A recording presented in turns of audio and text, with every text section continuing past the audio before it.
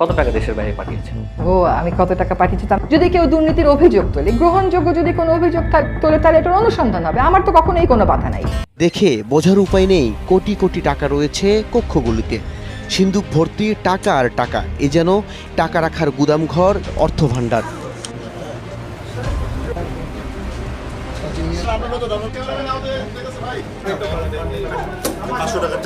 আমরা অবশ্যই বের করতে পারবো এর সাথে আরও কোনো ব্যক্তি জড়িত আছে কিনা, বা তার এই বাড়িটি ছাড়া আমরা আরও যে কিছু বাড়ির ঠিকানা জানি বা লোকেশন জানি, সেগুলোর ব্যাপারে আমরা গোয়েন্দা কার্যক্রম চালিয়ে যাচ্ছি।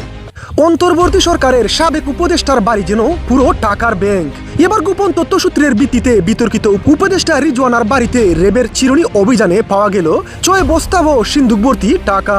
মাথায় হাত খুদ র্যাব কর্মকর্তাদের। এবার র্যাব পুলিশের জালে আটকা পড়লো এই বিতর্কিত উপদেষ্টা। কিভাবে তিনি এত রাতারাতি আঙ্গুল ফুলে কলাগাছ হলেন? কোথায় পেলেন এই আলাদিনের চেরাগ? জানলে আরো অবাক হবেন আপনারাও। কোথায় আছে পাপ কখনো বাপকেও ছাড়ে না, এটা যেন আবারও বাস্তবে রূপ নিল।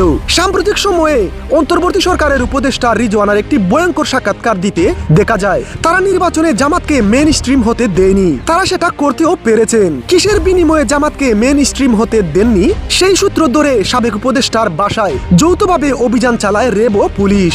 বাড়ি নয়, যেন রীতিমতো আলাদিনের চেরাগ পেয়েছেন তিনি।